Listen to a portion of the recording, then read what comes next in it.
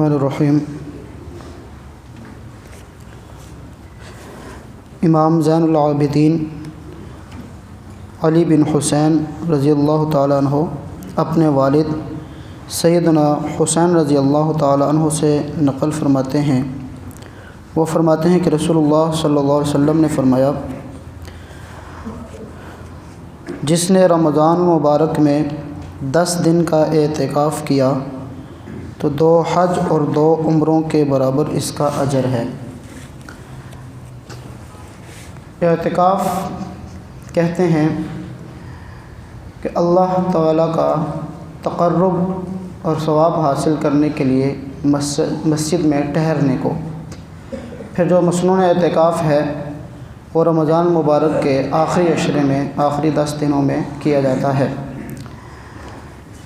اعتکاف وہ عبادت ہے کہ جس کے ذریعے سے اللہ کا قرب حاصل ہوتا ہے اور اس پر اجر و ثواب ملتا ہے۔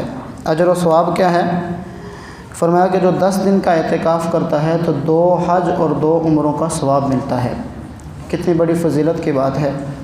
اسی طرح ایک اور روایت میں فرمایا کہ جو بندہ 1 دن کا اعتکاف کرتا ہے تو اللہ تعالیٰ اس کے اور جہنم کے درمیان 3 خندقوں کا فاصلہ ڈال دیتے ہیں۔ اور ایک خندق کتنی بڑی ہے، کتنا فاصلہ ہے؟ فرمایا کہ جتنا زمین سے آسمان تک کا فاصلہ ہے۔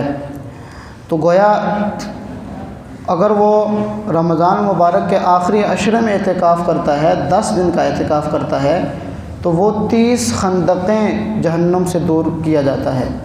30 خندقیں وہ، یعنی مطلب یہ ہے کہ بندہ 10 دن اعتکاف کے بعد اگر وہ باقی زندگی گناہوں سے بچ کر گزارتا ہے تو گویا کہ وہ پکا جنتی ہے، وہ پکا جنتی ہے، جہنم سے 30 خندقیں دور ہے۔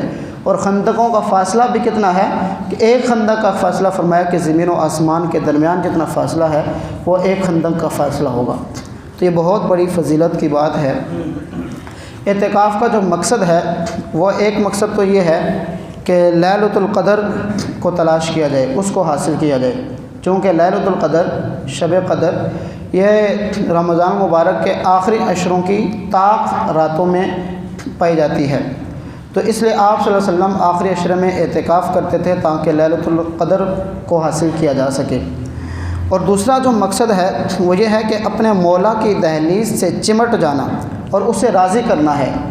سارا سال انسان دنیا کے کام کاجوں میں مصروف رہتا ہے، دنیا کے کمانے میں لگا رہتا ہے، تو اللہ نے 1 مہینہ ہمیں دیا کہ بھئی 11 مہینے تو آپ دنیا کے کاموں میں دھندوں میں لگے رہو، 1 مہینہ مجھے دے دو۔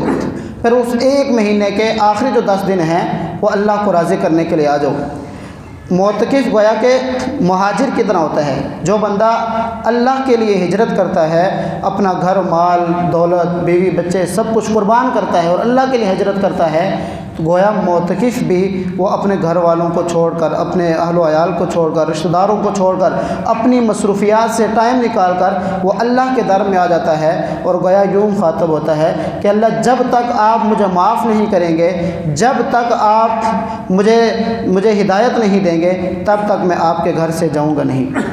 گویا کہ یہ ایک بزرگ کا فرمان بھی ہے کہ فرمایا کہ معتکف کی مثال اس مجرم کی طرح ہے جس نے اپنے آپ کو رحمان کے سامنے ڈال دیا اور وہ کہہ رہا ہو کہ اللہ کی قسم میں اس وقت تک نہیں ٹلوں گا کہ جب تک آپ مجھ پر رحم نہ فرمائیں۔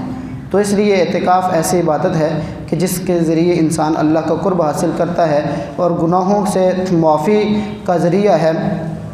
تو اعتکاف اپنی مصروفیات نکال کر اعتکاف بیٹھنے کی کوشش کریں، اور اس میں کوشش کریں کہ سنجیدہ حضرات اعتکاف بیٹھے۔